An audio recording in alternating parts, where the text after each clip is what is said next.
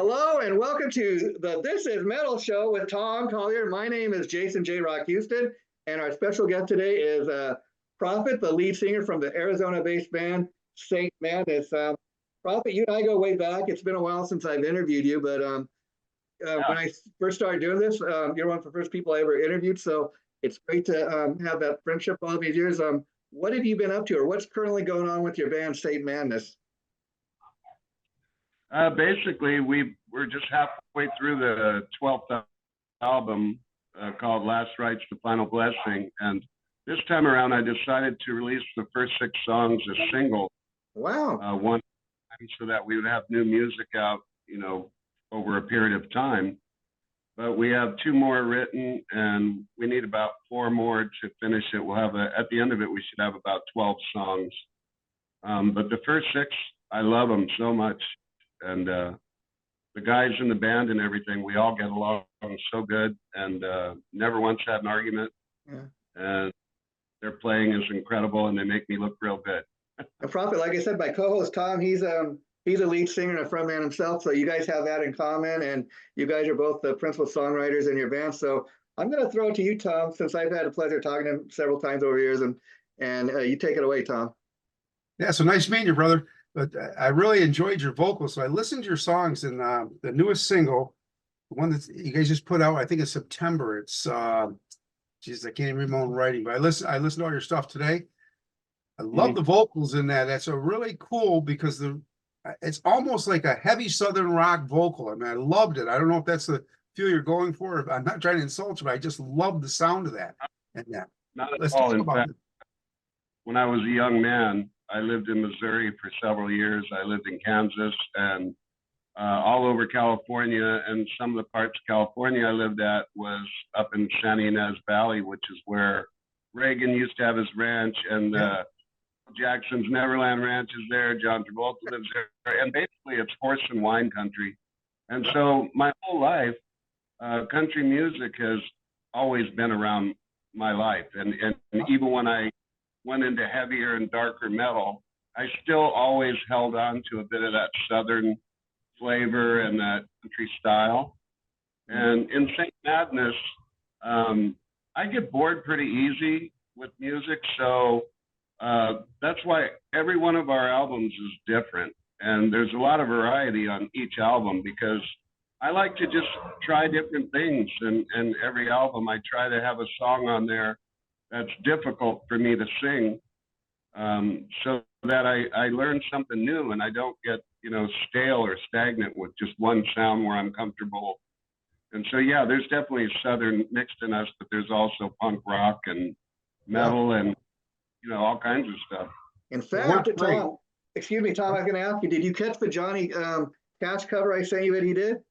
No, I didn't see that one. You didn't send that one to me. Jeez, I wish I had them. That's the only one I didn't check out. Damn. Yeah. I was checking out your discography and stuff, and I was on YouTube listening to the stuff and really enjoying it. But I just a cool vibe. It was such a cool vibe with your voice in there. It worked so well. Because I think the song wasn't it? You covered Folsom. What was it? What was the Johnny Cash song? Folsom County Blues or something like that. Yeah. Yeah. Folsom Prison Blues. Prison Blues. Yeah, great cover, Tom. You got to check that out. And he does. Blood is the Life is the one I liked. I really liked to listen to the song Blood is the Life. That was a really cool tune because I love the music and your voice. It wasn't what I expected to hear. And that's what I was like, wow. And then it really caught my attention. I sat back and said, this is really cool the way it works. Being a songwriter singer myself, I didn't expect that. And it was great. Let me ask you, Tom, like when you go on and you watch the videos and you check out the photos of him and his band, and he's made up like he is on stage. I mean, I'm sure you expect a totally different thing than what you got when you put the music on, right? Absolutely. And that's what I just loved it. I thought it was really cool. I love being surprised, and nothing really surprises me after being 40 years in the music business. But that did surprise me, and I loved it. And the reason we put on face paint because we started in 1993 as we were called Crown of Thorns. Okay. And in 1995, grunge music and all that was in full swing here in Arizona.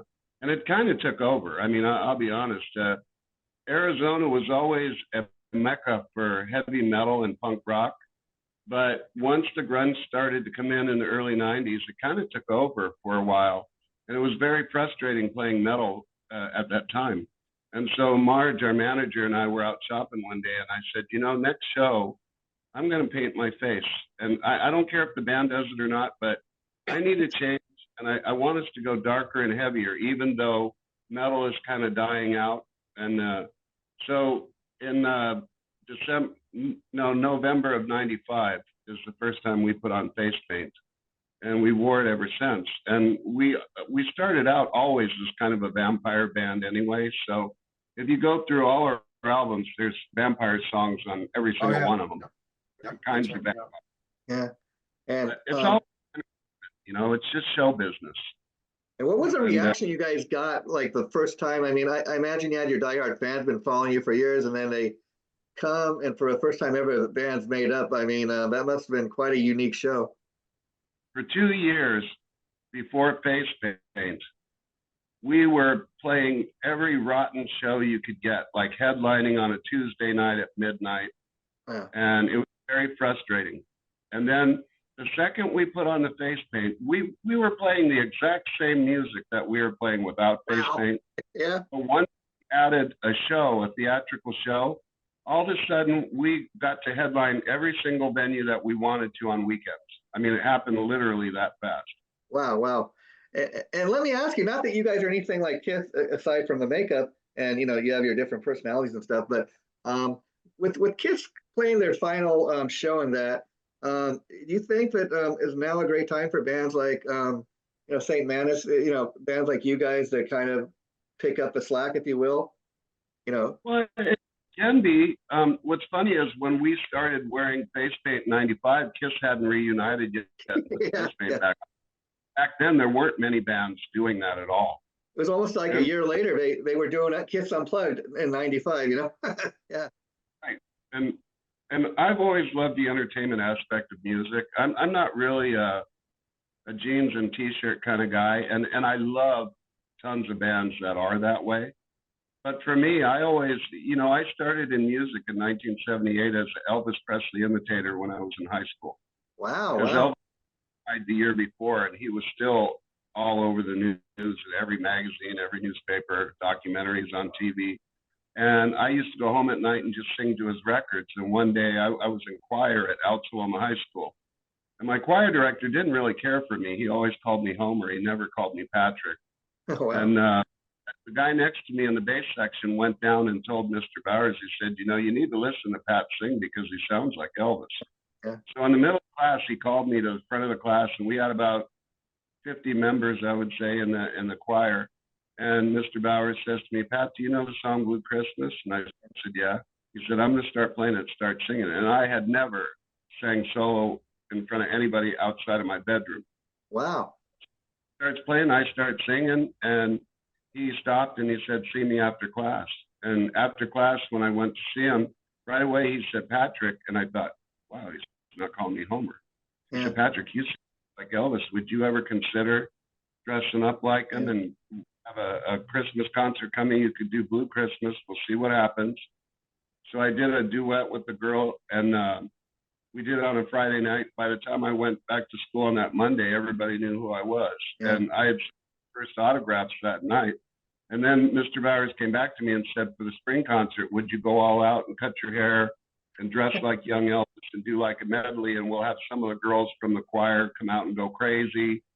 So we did that, and it went so well that we ended up doing it at other schools. And then a writer from the San Bernardino Sun-Telegram, which was San Bernardino County in California, he heard about it, and he came to my house and interviewed me. I'm like 17 years old, and he gave me like almost a paper. But you know, Elvis had a lot of flashy clothes and stuff, and so from early on, I liked that aspect of performing. I like looking different on stage than I do when I'm not on stage. Yeah, yeah. So the makeup thing and all that came about. It was just kind of a natural thing for me. And I was down in Alice Cooper and all that, but that's not why we put on face paint. Sure. We put on face paint as war paint against the grunge movement. Because wow, I love that. Yeah. it's so popular we wanted to stick out like a sore thumb, and it And you worked. did, For us yeah. in the 90s, we did really well. When a lot of metal was dying, we actually, like I said, ended up headlining everywhere in Arizona that we wanted to on weekends. Yeah, that's amazing. I mean, just to think, it's same music, same band, but only difference is slapping on the war paint and people start responding, and that's great. Now, the artwork has always been a big part of Saint Manus, like the background. That's I know one of your album covers. Talk a little bit about that. Are you responsible for any of the artwork, or who's responsible for artwork? I hire the artists, and basically, like that character behind me, Yeah, I that's love that. I've always loved that. Yeah. his name is Happy Evil, and that's a character I created. And my son, Josh, sometimes plays him on stage, so he paints up like him. And Yeah. but I hire the artists, and I give them an idea, and then I let them run with it. I don't tell them like, hey, it's got to be exactly like what I say, because I'm not like that. So I trust in my artists, and they always blow me away, coming up with things way better than I could have. So they just take my idea and they expand on it. Like the character there, it's a combination of like maybe a pumpkin slash devil, but I love the fact that it's like not menacing looking or anything. It's a friendly kind of happy looking thing, you know? Yeah, our slogan has always been "We make evil fun." I And love that. Yeah. coming from me, what it means is, uh, in the early days, people thought heavy metal was evil. I remember a time when everybody was afraid of Ozzy Osbourne when he was in Sabbath and when he bit the head off the bat, Yeah, all and that. some, people thought you were evil. So what when I say we make evil fun, it's basically we make metal fun. Sure, sure. But Yeah. Yeah. people consider it evil because it's heavy metal. And the funny stuff about all that Ozzy stuff is, eventually, like with just having a reality TV show, he would become go on to become like loved by the Hollywood elite and by the older generation. Right? I was Yeah. saying that to he went from being the scariest guy in music to being like everybody's grandpa or uncle. Yeah, yeah, yeah, yeah, yeah. And Bush was mentioning him at that dinner. He said, "Ozzy, my mom loves your stuff," and it was really funny to watch how that changed. Yeah, yeah, But I think in the early days, I don't know why this is. People take music way more seriously than they do movies. Like if you go to a grocery store and you run into Robert Englund in the yeah, veg section, you don't yeah, expect him to like Freddy Krueger. You accept that he's an actor and he's just playing a role. yeah. But when a lot of people look at bands, they don't think of that, and they forget we're all in show business. We're in the service industry. Sure. It's performance art. I tell people what St. Madness does is heavy metal theater.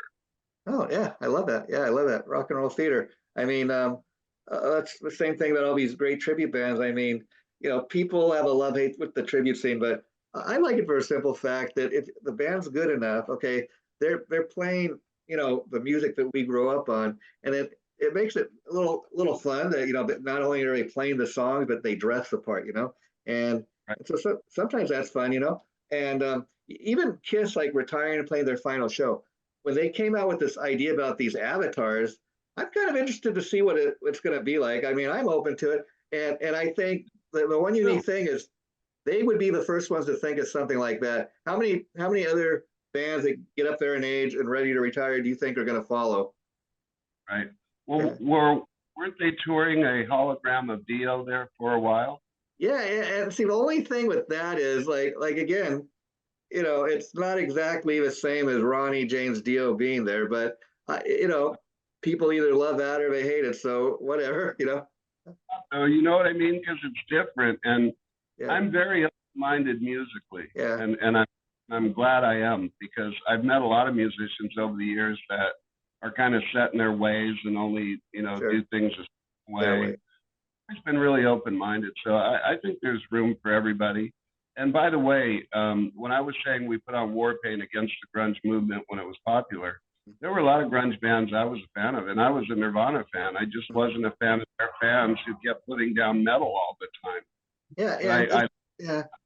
The thing to me is like I love like bands like Alice in Chains because they still had a little bit of a metal vibe to what they did, and some of it was good. But the problem is when it becomes popular and oversaturated, and the labels like we're only going to sign grunge bands. Everything else we're dropping. You know, then kind of the cream rises to the top like everything else, and the music gets recycled every 10 years. That's kind of the way it goes, you know? Yeah, and the thing is, when grunge came out, there were a lot of very rich, famous metal bands with Yeah. flashy guitar players, Yeah. and I think that kind of helped kill metal in a sense back then, only Yeah, yeah. because when there's too much of anything, Yeah. it's not worth as much. You know what I Even mean? Bon Jovi kind of went down for a while in their popularity, but they never totally went away. So I love it. Man, Bands like that, you know, are still here. Yeah. yeah, they were one of the ones that managed to keep going and they were fine, you know, Yeah. but Yeah. Hey, Tom, bands died. you know, speaking of Saint Madness, the stuff I sent you to check out, they did a great cover. I want to ask you about this because I really love your cover of a Wasp song, Wild uh, Child. Wild Wild Child. Yeah, Child. I'm like, wow. I Blackie mean, Lawless. I closed my eyes and I swear it was Blackie Lawless. You know, it's that good. Yeah. I've been a Wasp fan since the mid 80s or 84, whatever it was when the first album came out. And again, you know, they're theatrical like we are, but you know what? They're really good songwriters. I Sure. really like they write songs and always have, you know, and I think that's really important because I enjoy nothing more than when we're on stage and I see a bunch of people in the crowd singing along with the songs. That Yeah. means the world. And you know, Wasp is one of those bands for, you know, they haven't really toured the US until last year, like for about 10 or 12 years. And when they started talking about going on this 40th anniversary tour, a lot of people counted, I don't know, you know, I don't know what's the chance anybody's going to want to go see a Wasp show, but not playing in the US for about 10 years. And then they go on 40th anniversary, practically every show was selling out. Yeah. Yeah. Our label, publicist worked for him, Brandwalt, the publicist Yeah, for yeah. our record label, Wasp. Yeah. Yeah. Yeah. Yeah.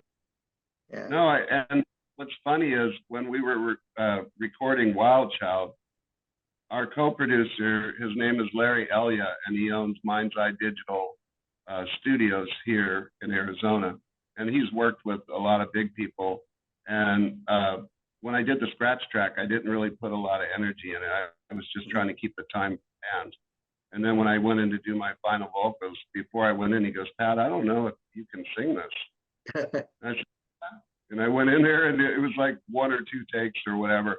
But we had been working on the song. Like we don't go in the studio until we know the songs backwards. So that, because, you know, studios are expensive. And so we make sure that we have all our shit together before we go in there. And we did. And how do you yeah, go about picking? How do you go about picking a song to cover? Because I know you've done a few covers in your career, and it seems like you're very selective, which I think is a good thing. Because rather than just, you know, recording the umpteenth version of Rock and Roll All Night and Party Every Day, you pick some pretty good right. covers to do. You know. Right. And check out our version of "Comfortably Numb" by Pink Floyd. Oh, okay. Yeah, yeah, yeah. Absolute favorite covers that we've ever recorded. Most of our albums have one or two covers on every single one of them. And we do that to give tribute to artists and bands that have influenced us. So, and you know, on the last album, Bloodlust Escapades, we have Folsom Prison Blues, but we also have Can't Help Falling in Love with You by Elvis. And we sped that up. Wow, you know, wow. Elvis is the reason I became a singer. So Yeah, I had to. And that was the last song that he ever performed live on stage. So I thought, yeah, that's what I want to do. But we have Crazy Train we've done. We did Breaking the Law. We did Cocaine. We did, we took I Touch Myself by the Divinyls and we changed it to I got to hear that. Wow, wow. Yeah. We do Hey Joe, Wild Thing, all kinds of different songs so that it doesn't, I didn't want to just cover only metal bands. Yeah, but what I yeah. other songs and turn them metal. Yeah, you know, just talking to you, I think it'd be a pretty cool idea, like for your fans to, of course, we want the new stuff, but to put out like a greatest hits of those covers, you know, like a collection, that would be cool. Yeah, we're gonna put that out as a record and put them all on one record. Oh, that would be great. The song that we've been working on is "Wasted Years" by Iron Maiden. Wow, wow, yeah, that's one I got to hear. You guys do now. Tom, my co-host here, like I said, he's really a gifted songwriter like yourself. So Tom, anything you want to ask Prophet about his songwriting that he does? Well, I do, and a couple things I'd like to comments that I've seen or I thought about. I see you guys had hired a radio publicist. I thought that's a great idea. A lot of bands don't do that, and they don't Yeah. understand how important it is. Like that's one of the things we have. New Ocean Media works for our record label, and we encourage it. Let's use the radio publicist. But a lot of people are like, oh, radio's dead. It isn't dead. I Billboard charted 9 out of 12 of my songs hit the top 500. 3 of them went in the top 200, and 1 of them went in the top 100. And that Right. was all because we actually put it out there and wasn't afraid to do that. And I really, when I seen you guys, I think it's Metal Devastation. Is that who you guys are using? Zachary Moonshine, and Zach Yes. and I have been friends for about 20 years, and he used to live in Arizona. And when he started up his PR business, I was talking to Marge about it, and I'm like, I think maybe we should try this for a while. And it's been great. I mean, we've been showing up in magazines left and right lately, and we have throughout our career, but just in the last year, I think there's been like 5 or 6 of them, that we're going to be in or have been in, and just because of Zach promoting it. So yeah, right. it definitely helps. It's worth every penny of it. Bands don't realize that you're investing in yourself, and that's what I keep telling them. They're Right. like, well, I went out and did it myself, and then ended up president of a record label, but I was not afraid to go out after it. And I see you guys doing that, and I take my hat off to you. I really love when I see a band doing that. And we've done everything on our own label. See, when we started as a band, we were called Crown of Thorns, and back in 1994, I wanted to put out our first record, and we didn't have a label, so I made up a label, and I came up with Nasty Prick Records. And I knew take it the opposite way. But the real reason what it means is the band was called Crown of Thorns, and a thorn will give you a nasty prick. I love that. I love that. Yeah.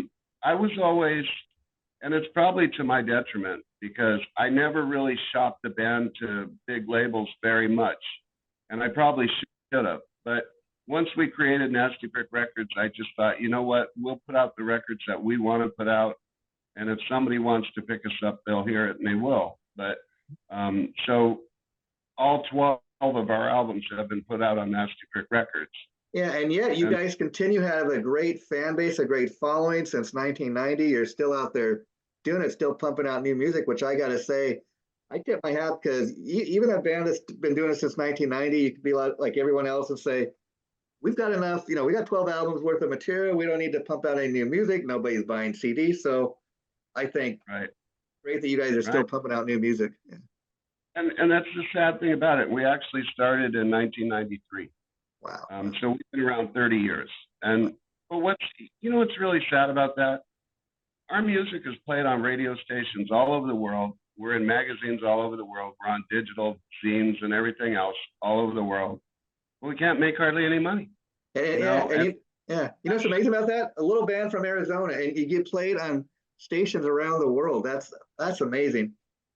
Right. And that's the sad thing about the state of the music industry now, is that I saw an interview once where James Hetfield said, when we go on tour, we lose money. Wow. Not this tour, no. This last tour he didn't lose. Yeah. I saw another that said 72 Seasons, is not selling like they hoped it would. Well, because nobody buys albums. And if you remember, you sign a record deal or album deal, right? And that was your bread and butter.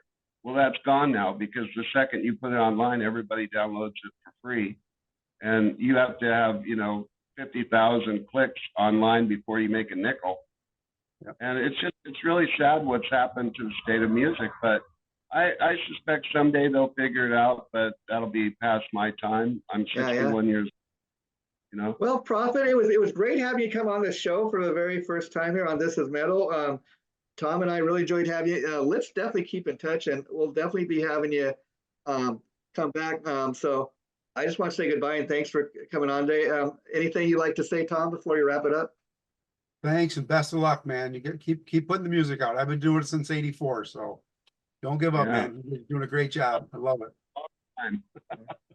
Take care, guys. Bye-bye. The fans of metal music. Oh, we love you, Prophet. Take care, my friend. Okay.